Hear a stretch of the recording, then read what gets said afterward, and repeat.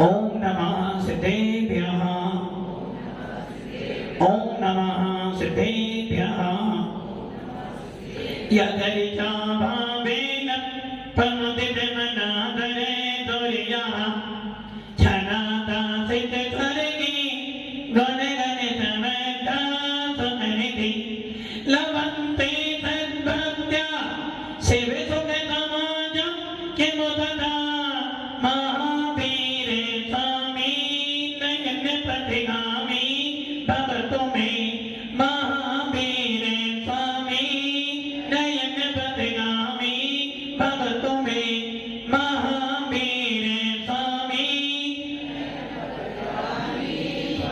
गुरुमहावन्दनोदितं ज्ञानदर्शननायकं चारित्राणं गम्भीरं मोक्षमार्गोपदेशिकं पंचप्रवेदी भगवान की एकराधिनाथ भगवान की अंतिम शासनपति भगवान महावीर स्वामी की आचार्य श्री कुंद भगवंत की आचार्य श्री उमा स्वामी भगवंत की आचार्य श्री विमल शंकर जी महाराज की आचार्य गुरुदेव सरस्वती शंकर जी महाराज की तीन कामनों कदों मणि रथों की द्वादशांजनवाणी माता की बोले वात्सल्य मूर्ति दिव्य तपस्वी आध्यात्मों की राष्ट्र आचार्य 108 श्री सुंदर सागर जी गुरुदेव की गुरुदेव की गुरुदेव की। मोक्ष मार्ग से नेतारं वेतारं जलभोगतां ज्ञातारं विषय तत्त्वानां वन्दे तद्गुणलब्धे। भव्य आत्माओं, भगवान महावीर जिन्होंने इस पंचम काल में भी अपने आपके उपदेशों को देकर इस पंचम काल के जिन शासन का आज भी उपकार कर रहे हैं, भगवान महावीर जिनकी देशना को सुनने के बाद कहीं ना कहीं तो थोड़ा बहुत परिवर्तन आता है। जिन भगवान महावीर की वीतराग देशना सुनने के बाद यदि आपके मन में थोड़ा सा परिवर्तन आ रहा है, यदि जिनेंद्र देव की वाणी सुनने के बाद, यदि मुनियों की वाणी सुनने के बाद, जिन वाणी को सुनने के बाद, जिनेंद्र देव के मंदिर में जाने के बाद यदि आपके भावों में थोड़ा सा परिवर्तन होता है, यदि आपकी चर्या में थोड़ा सा सुधार होता है, यदि आपके भावों में थोड़ी सी निर्मलता आती है, तो समझ लेना कहीं ना कहीं भगवान महावीर का प्रभाव आज भी आपके ऊपर पड़ रहा है। जिस प्रकार चतुर्थ काल में जब भगवान महावीर का सम्मोहन आया था, या जब चतुर्थ काल आता है, उस समय अन्य कोई भी मात्र एक शासन होता है। वो शासन कौन सा होता है? वीतराग शासन। उस काल में मात्र भगवान महावीर या ये कहते हैं जिनेंद्र देव के समान ने कोई भगवान नहीं पाया जाता, इसलिए जीव सीधे मंदिर जाते हैं, गुरुओं के पास जाते हैं, उनका उपदेश सुनते हैं और मुनिराज बन जाते हैं। पंचम काल में क्या हो गया? पंचम काल में तीर्थंकर नहीं है, केवली नहीं है, शुद्ध केवली नहीं है, अवधि ज्ञानी नहीं है और मने परे ज्ञानी जी भी नहीं है। और सबसे बड़ा इस पंचम काल का प्रभाव कि हर स्थानों पर आपको एक नया भगवान मिल जाएगा। कहीं भी दृष्टि उठाओगे आपको एक मंदिर मिल जाएगा, और जब मंदिर मिल जाएगा तो आपके मन में क्या भाव आएंगे? आप रास्ते से जा रहे हो, धनपाल जी रास्ते से जा रहे हो और रास्ते में ही कुछ खाने पीने की दुकानें दिखी, मन में क्या भाव आएंगे? खाने के भाव मन में आएंगे। और मान लो आपका नियम था कि 2 घंटे मेरा त्याग है और आप बाजार से जा रहे हो, बाजार में सामने खाने की अच्छी महक आ रही है, बोलो क्या करोगे? त्यागे तो। अब आप रास्ते से जा रहे थे, बहुत सारे मंदिर दिखे, आपने क्या किया? मन में भाव क्या गए? मन में भाव क्या? हमसे तो क्या हमसे तो वकील साहब, हमसे तो आप रास्ते से जा रहे हो और आपको सामने से एक साधु मिल गया, हमसे तो श्रेष्ठ है ना कि मन में भाग जाएंगे, देखो हम कहां फंसे हैं। हम संसार में फंसे हुए हैं, मायाजाली करते हैं, झूठ बोलते हैं, पांचों पाप करते हैं, पर सुना बात करते हैं, किंतु ये कि कम से कम घर का त्याग को। और आपके मन में क्या भाव आएंगे?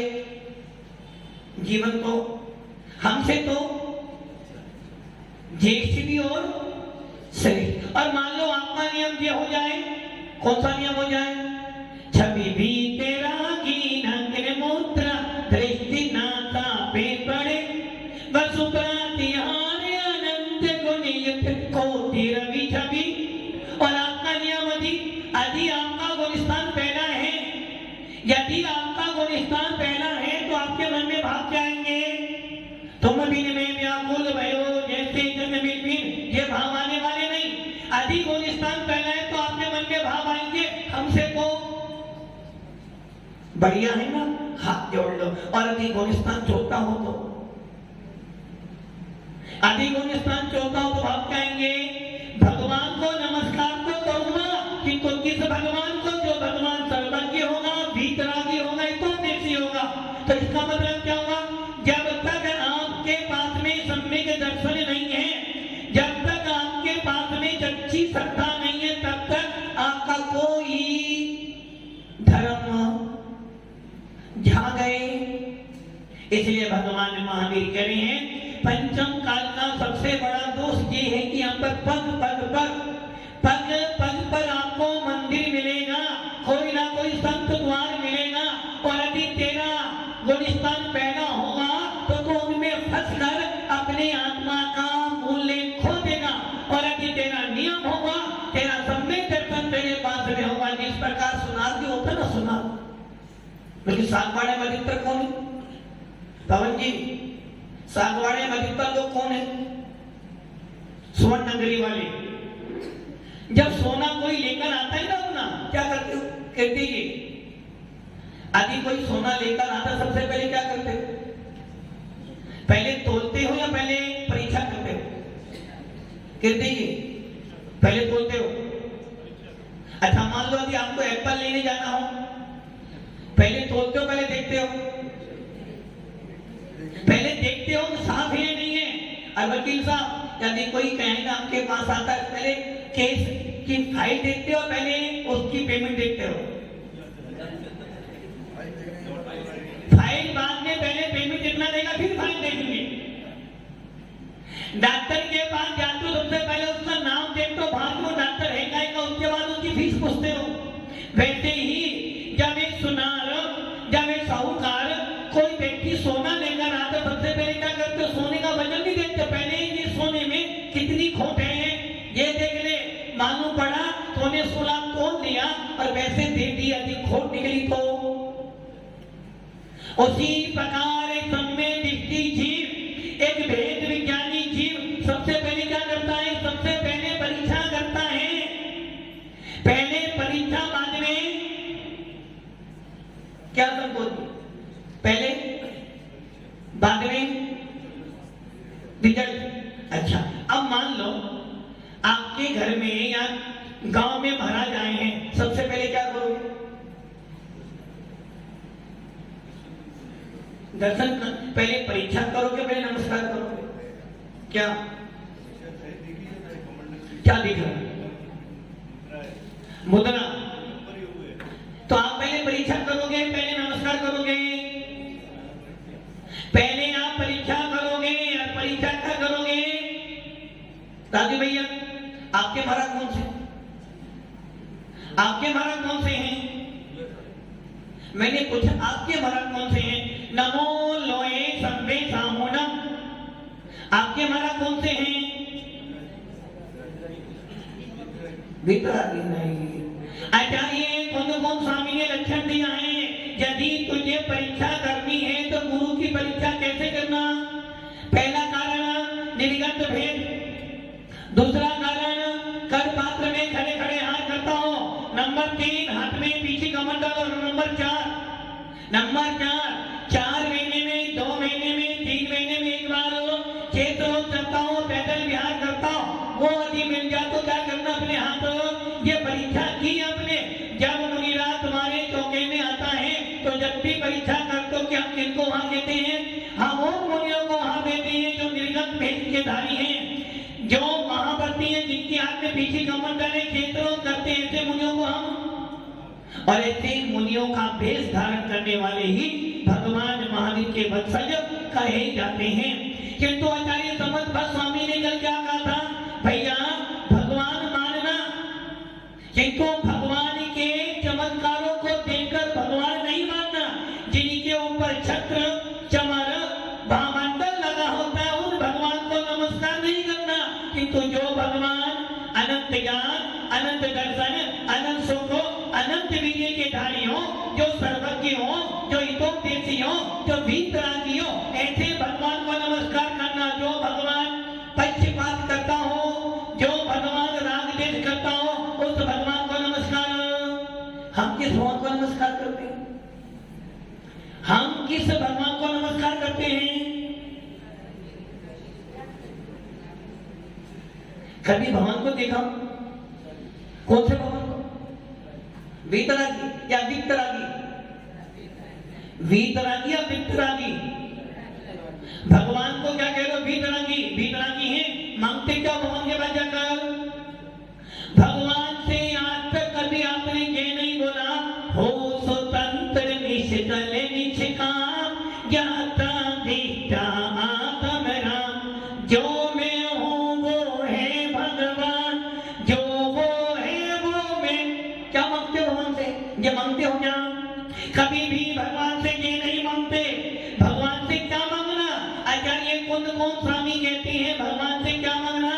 दुख खो, कम खो, कोई लाओ, सोही गमनम, समाही बनम, जिंदु संपत्ति हो, मंजम है भगवान। अनंत बोलते ना पीने पाठ में, अनंत चतुर्थी के धनी याद तो है, किंतु मांगते क्या हो? अनंत चतुर्थी के धनी। किनके धनी है भगवान? अनंत चतुष्टे। संतोष जी कौन से अनंत चतुष्टे? संतोष जी, अच्छा वो सोना देख रहे हैं। मतलब कि आप भगवान के पास जा तो रहे हो, किंतु भगवान के स्वरूप को नहीं जान रहे। तो मतलब क्या हुआ? बाजार में तो गए, सब्जी तो लाए, किंतु पता ही नहीं सब्जी किसे कहते हो। क्या करा आपने? अपना लोस कर लिया। वैसे ही हम मंदिर जा रहे हैं, वीतराग शासन में बैठा हो गए हैं, वीतराग मुद्रा को देख रहे हैं, किंतु मांग कर रहे हैं। अरे भाई साहूकार के पास जाकर, साहूकार के पास जाकर यदि तुम कुछ लेकर नहीं आए तो फायदा क्या है? राजा तुम्हें मिल जाए और राजा के पास जाने के बाद तुम घास फूस लेकर आओ, तुम्हारा मतलब क्या है? अरे राजा के पास गए हो तो राजा जैसा व्यवहार तो बनाओ। यदि राजा मिला है तो क्या करना? राजा से इतना धन तो ले लो कि कम से कम मैं भी राजा जैसा को, वकील साहब राजा जैसा को। यदि मान लो कोई क्लाइंट अच्छा मिल जाए तो क्या करना? जितना आ जाए उतना। यदि कोई व्यापारी अच्छा मिल जाए, अरे लाख व्यापारी छोड़ो, एक व्यापारी बहुत है, सारा माल उसी से ले लो। उसी प्रकार जब हमें वीतराग भगवान मिल गया है, 3 लोक का सबसे श्रेष्ठ और सबसे ज्येष्ठ धर्म हमें मिल गया है। हमने क्या मांगा? मांगा क्या हमने? वही संसार की वस्तुएं। क्या मांगा? संसार का राग देश का साय मांगी तो फल क्या मिलेगा?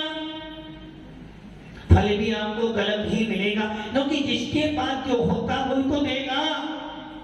इसलिए भगवान समर्थ भद्र स्वामी आचार्य कह रहे हैं, भैया भगवान को देखने से पहले, नमस्कार करने से पहले परीक्षा कर ले। अधिक तेरी परीक्षा पर उठे, अधिक तेरी परीक्षा पर भगवान अच्छे लगे तो नमस्कार करना, नहीं तो परीक्षा कैसे करना? अपने मन की नहीं करना, आगम के अनुसार करना।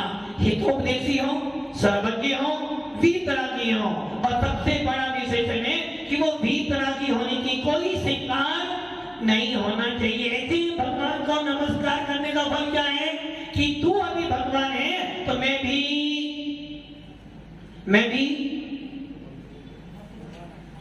भगवान आत्मा हूं। कब तक? गुणस्थान तो पहला ही है ना,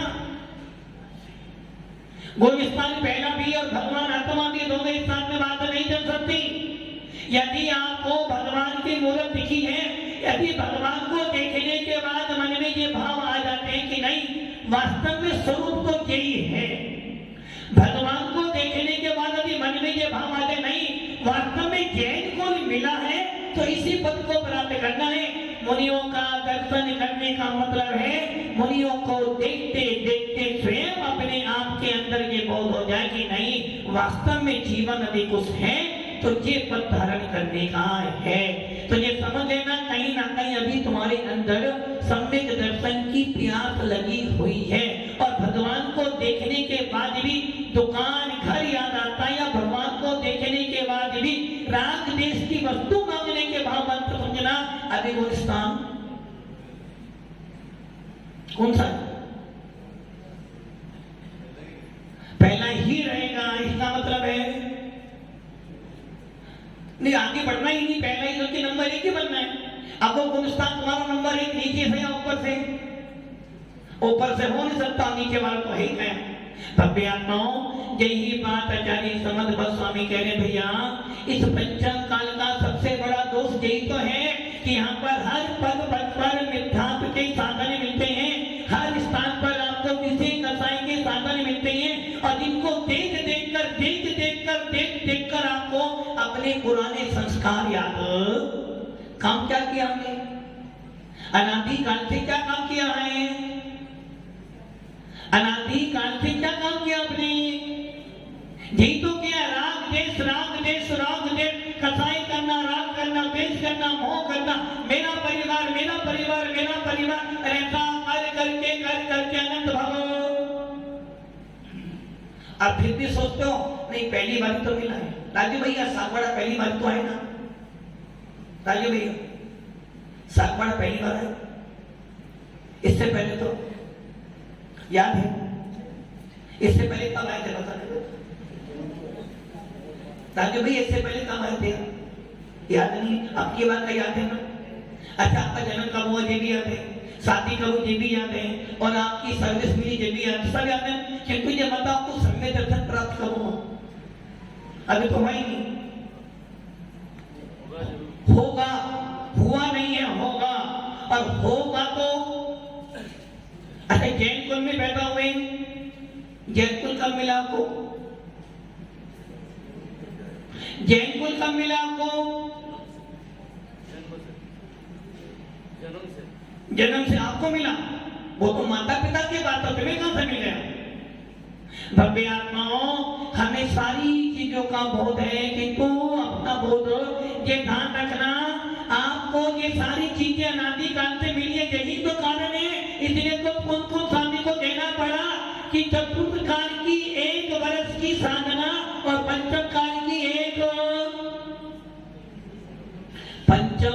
की 1 साल की साधना और चतुर्थ काल की 1 साल की साधना और पंचम काल की मात्र 1 दिन की साधना भी बढ़िया है, क्योंकि पंचम काल में हर स्थान पर विषय कथाओं का बाजार लगा हुआ है, परिणामों की अशुद्धता है, खाने पीने की अशुद्धता है, विचारों की अशुद्धता है, दर्द क्षेत्र काल भाव सारे के सारे विपरीत है। फिर भी इस पंचम काल में वो धन्य है, वो जीव परम धन्य है जो इस पंचम काल में पैदा होने के बाद भी जाना तीर्थंकर है, ना केवली है, ना सुख केवली है। फिर भी यदि अपनी आत्मा की चिंता करता है, अपनी आत्मा के लिए पुरुषार्थ करता है, मोक्ष जाने का पुरुषार्थ करता है, सम्यक दर्शन के लिए पुरुषार्थ करता है, और यहाँ तक यदि जैन धर्म के प्रति अपने भावों को निर्मल करता है, यदि उसके मन में देव साधु के प्रति श्रद्धा उत्पन्न होती है और प्रयास करता है कि मैं उनकी सेवा करूं, तो समझना बहुत बड़ा काम।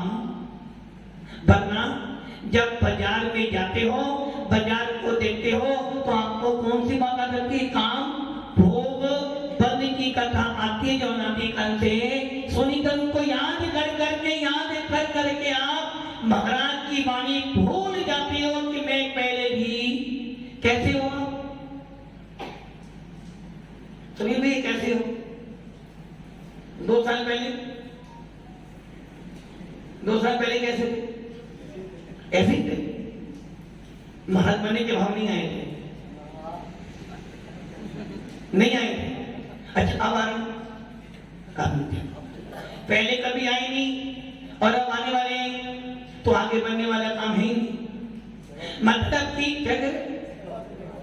ये ध्यान रख लेना, यदि जैन शासन पाकर मात्र सेवा का भाव बना रहा तो समझना आपने कुछ नहीं पाया। जैन शासन सेवा करने का काम नहीं करता, जैन शासन तो भगवान बनने का मार्ग दिखाता है। आपने अनादिकाल से क्या किया? सेवा तो की सबकी, अनादिकाल से सेवा तो की।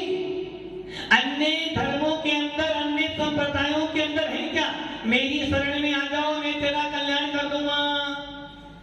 और कभी निर्मल बाबा तो कभी साईं बाबा। ये ध्यान रख लेना, ये जैन शासन सेवा करने के लिए नहीं मिला, ये जैन शासन को अपनी आत्मा का भला करने के लिए मिला है। हर पर्याय में आपने किया क्या? सेवा तो की है, कभी बेटा बनकर, कभी पति बनकर, कभी पशु बनकर। जब 6 डाला पढ़ते हो तो पढ़ दो 6 डाला में, हर 6 डाला की एक पहली डाल के अंदर चारों गतियों के दुख दिए हैं, किसी भी गति में सुख हो। और आप मनुष्य गति में आकर अपने आप को मांगो हमने बहुत बड़ा काम कर लिया। अरे भैया मनुष्य भव में क्या मिल रहा है? बाल बने में ज्ञान न लयो, तरुण समय तरुणी रच रहो, अर्थ मृतक सम बुढ़ा बनो, कैसे रूप जानते हो, मानते भी हो, जिनको चलते हैं। राजमन जी कुछ भाव बन रहे हैं? राजमन जी कुछ आत्मा कुछ कह रही है क्या? हाँ आत्मा ने कह रही है महाराज जल्दी से जाओ तो अपने घर जाएं। देखो मोबाइल देखे। राजमन जी कुछ भाव बन रहे हैं? राजमन जी भाव बन रहे हैं कहीं के घर जाने के? राजमन जी भाव कहीं के बन रहे हैं? घर जाने के, महाराज बनने के। महाराज बनने के भाव क्यों नहीं बनने? कारण यही है कि ये पंचम काल का कौन सा काल चल रहा है? होंडा अवसर पड़ी काल। इस काल का दोष ही यही है कि इस काल में जलने से भाव कहीं के बनते, विषय कसाई के भाव तो बिना बोले बन जाते हैं, लड़ाई के भाव तो वैसे ही बन जाते हैं। कसाई के परिणाम तो बस कोई हमें छेड़ दे, क्या कोई हमें फिर हम छोड़ने वाले, और महाराज तुम्हें छेड़ने को भाग जाओगे। मतलब कि इस पंचम काल का प्रभाव देख लो, हर स्थान पर आपको धर्म की देशना दी जाती है। आपके पूर्वजों ने इतने विशाल विशाल मंदिर बना दिए। बच्चा पैदा हुआ तो नमोकार मंत्र सुनाया, शादी हुई तो नमोकार मंत्र सुनाया, और जब मरता है तब भी नमोकार मंत्र सुनाते। उसके बाद भी भाव कैसे बनते हैं? कोई भी काम करते हो जिन्हें देव के द्वारा करते हो, फिर भी तुम्हारे भाव काहे के बनते नहीं? सेवा तो करेंगे, महाराज नहीं बनेंगे। इसका मतलब पंचम काल का प्रभाव पड़ रहा है आपके ऊपर कि आपको अपनी आत्मा का प्रदान नहीं हो पा रहा है। और जब मरने वाले हो तो ना, मरने वाले राजू भैया, मान लो आपके नगर में, गांव में सांगवाड़ा में व्यक्ति है, अब वो मरने वाला है और उसकी अंतिम इच्छा मुझे महाराज के दर्शन हो जाए, क्या करोगे? क्या करोगे? क्यों कराओगे? जीवन भर कभी महाराज के पास गया नहीं, जीवन भर कुछ करा नहीं, लोगों ने बोला कर ले भाई, दान कर ले, दान कर ले, दान कर ले, करूंगा तो अभी समय ही नहीं है मरने का, अभी तो मरने का समय नहीं आ रहा, वो मरने वाला है। अब उसकी इच्छा महाराज के दर्शन नहीं की, क्या करोगे बताओ? उसकी आत्मा था। मतलब कि जीवन भर तुमने क्या करा? मायाचारी, जीवन भर तो पैसा पैसा पैसा पैसा पैसा। अगर करो भैया महाराज के पास ले जाओ, मुझे महाराज के पास ले जाओ, नहीं होने वाला। ये ध्यान रख लेना, जीवन भर तुमने क्या किया है? जीवन भर तुमने पाप पाप पाप पाप किया है, तो अंत में फल क्या मिलेगा? पाप का ही फल मिलेगा तुम्हें। और जितने जीवन भर पुण्य पुण्य पुण्य किया होगा, उसे अंत में समागम मिल जाएगा। और देखते भी हैं ऐसे जीव होते हैं जो बहुत भगवान का अभिषेक करते हैं, बहुत पूजन करते हैं, मुनियों को बहुत दान देते हैं, और किंतु किसी कारणवश संयम धारण और अंतिम में उनके भाव आते नहीं। आपको धनपाल जी, आपको क्या अब तो भाव नहीं बन गए, भाव नहीं बन गए ना, क्या के भाव बन गए, क्या करेंगे? हाँ, रिटायर तो हो गए, अब कोई और जॉब सोच लें कि और काम कर लें। रिटायर हो गए ना, कोई जॉब मिल जाए दूसरी। अरे एक तो साधु बनकर के जो भी है ना, टीचर थे ना, तो यहाँ क्या काम है? ठीक, नमो लोए साधु को मैं टीचर, साधु मतलब टीचर। अरे साधु बनकर क्या करना? अपने आप को सुधारना और समाज को सुधारना। टीचर क्या करता है? अपने आप को सुधारता है, मुझे सुधारता। क्या करना आपको? रिटायर हो गए ना, अब तो बेकार हो, अब तो आ जाओ। धनपाल जी रिटायर हो गए, अब तो आ जाओ। भाव नहीं बन रहे हैं। भाव किसके बन रहे हैं? अभी भी चिंता किसकी है? परिवार की। जान रहे हो, मान रहे हो, फिर भी जो जीव जानता मानता वो अभी काम कौन सा कर रहा है? जान रहे हो किसके लिए कमा रहे हो? राजमल जी कितनी उम्र होगी? अब तो बाल सफेद हो गए पूरे, हाथ पैर भी अभी चल रहे हैं थोड़े बहुत, आगे वो भी। तो आपको बड़ा कल्याण कर लो, करना है। चरणों में बैठने से कल्याण नहीं होने वाला। वो निगोदिया जिम्बी सिद्धांत में सिद्धों के पास बैठा हुआ फिर भी अनंत कर्मों का बंद कर रहा है। चरणों में बैठने से कल्याण होने वाला नहीं। एक व्यक्ति जीवन भर मंदिर में बैठा है फिर भी कल्याण होने वाला।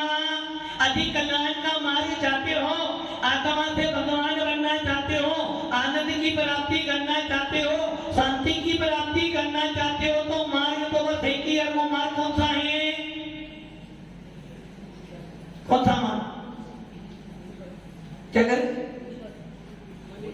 मुनि नहीं बनना। एक ही मार्ग है, सेवा का मार्ग नहीं है हमारा। हमारा धर्म सेवा करने का धर्म नहीं है। सेवा कौन करे? जिसको संसार में फंसना है, क्योंकि हमारे यहाँ दो ही साधन है। धर्म करत संसार सुख और धर्म करत निर्वाण। और धर्म पंथ साधे बिना क्या करें? धर्म पंथ साधे बिना नर। अच्छा, ये उपदेश किनके लिए? नर तेरे जैसा समाज। किनके लिए? हमारे लिए। तभी तो बोलो हमारे लिए।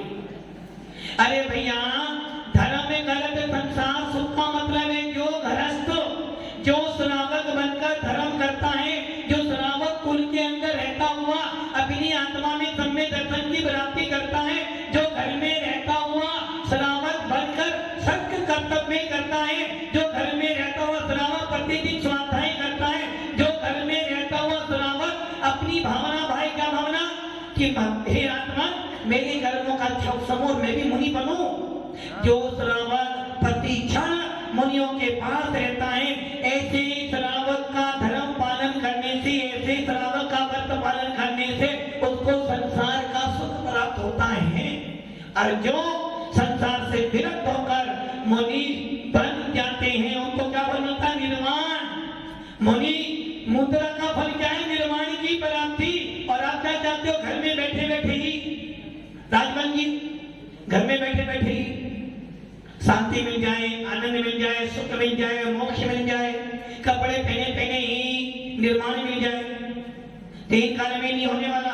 और एक ध्यान रख लेना, आचार्य भगवान सिद्धांत शास्त्र कर्मकांड जीव कांड में कह रहे हैं, श्रावक बनकर तू कितना ही दान पुण्य कर लेना, तेरी निजरा कितनी है? मात्र मात्र कितनी? संख्या कोनी। श्रावक बनकर तू जीवन भर दिन भर कितना कष्ट सहन करता है। सवेरे जाता है, रात में 2 टाइम की रोटी खाने के लिए कितनी मेहनत करते हो? पवन जी कितनी मेहनत करते हो? किस लिए? किस लिए? 2 टाइम की रोटी कितनी मेहनत, सबकी सुनते हो, कभी पत्नी की, कभी बच्चों की, कभी समाज को, कभी सुनाते भी हो, कभी सुनते, कभी सुनाते भी हो। किसके लिए? मात्र 2 टाइम की। संतोष जी, किसके लिए? 2 टाइम की रोटी, और वो भी 2 टाइम की रोटी में बस दाल रोटी मिल जाए, अपना काम वो भी शांति से मिल जाए। क्या मिल जाए? दाल रोटी शांति से मिल जाए। जब घर पर जाए तो पत्नी या बहू रानी आराम से भोजन दे दे, वरना वो भी कभी कभार तो अपने हाथ से ही। और जब खाना खाने बैठो तो 2 बातें सुननी भी पड़ती होंगी। किसके लिए? सिर्फ 2 टाइम के भोजन के लिए। और मुनिराज बोलिए 2 टाइम छोड़ो, तुम तो 2 टाइम का तो मुनिराज भगवान महावीर कहेंगे भैया एक ही बार भोजन करना, एक ही बार रात करना, जिनको स्वाभिमान से करना, स्वाभिमान से। किससे करना? स्वाभिमान से। मुनि मुद्रा धारण करने का मतलब पराधीनता नहीं, स्वाभिमान। अरे मेरा पुण्य होगा। मुनि मुद्रा भोजन करने के लिए नहीं है, मुनि मुद्रा तो भोजन छोड़ने के लिए है। और आप देख लो घर में जब तक रह रहे हो तुमको 2 टाइम के भोजन करने के लिए कितनी मेहनत करनी पड़ती है। जब जाकर घर के लोग तुम्हें 2 बार, और वो भी खाने तो खा लो, खानी हो तो मुझे बहुत सारे काम है। और महाराज बनने के बाद, मुनिराज बनने के बाद खाने की चिंता नहीं है। चिंता किसकी है? इस आत्मा से भगवान बनने की चिंता है। और आपको चिंता किसकी है? 2 टाइम की भोजन कर। एक नौकर नहीं होता, नौकर वेतन देते हो जब काम करता है, वैसे ही तुम्हारे घर वाले तुम्हें 2 टाइम का भोजन दे तो रहे हैं, किंतु 2 टाइम की कीर्ति जी, और 2 टाइम के भोजन में दिन भर का काम भी करवाते हैं। जब जाके तुम्हें 2 टाइम का भोजन आते नहीं, मेरा परिवार बहुत चाहता है। अरे परिवार तुम्हें नहीं चाहता है, सेवा कर रहे हो इसलिए तुम्हें चाहता है। मुनिराज धनबाद जी कितना फायदा? घर में रहने फायदा है ना। भव्य आत्माओं, हमारा शासन इसलिए नहीं मिला है। आत्मा को जानो, वास्तव में ये आत्मा का धर्म है। ये मात्र दिखावे वाला धर्म नहीं है, पैसे वाला धर्म नहीं है। जीवन भर तुम पाप करो और अंत में सोचो मुझे महाराज बन जाए, इसके लिए पुण्य चाहिए, बहुत पुण्य। मुनिराज बनने के लिए बहुत ज्यादा पुण्य चाहिए, 3 साथी से पुण्य चाहिए। और आपका पुण्य नहीं है, आपका पुण्य है, आपका पुण्य है महाराज बनने का। देखो शांति, अच्छा धन कमाएगा पुण्य तो है ना। बस यही बात है कि अभी आपके पास में कहीं ना कहीं कमी है। भव्य आत्माओं, इससे अच्छी पर्याय मिलने वाली नहीं है। जो मिला है उसका इस्तेमाल कर लो, वरना अगली पर्याय दरावाज हो जाएगी। इसलिए भगवान महात्मा का धर्म मिला है, आत्मा से भगवान बनो और अपना कल्याण करो। ओम नमः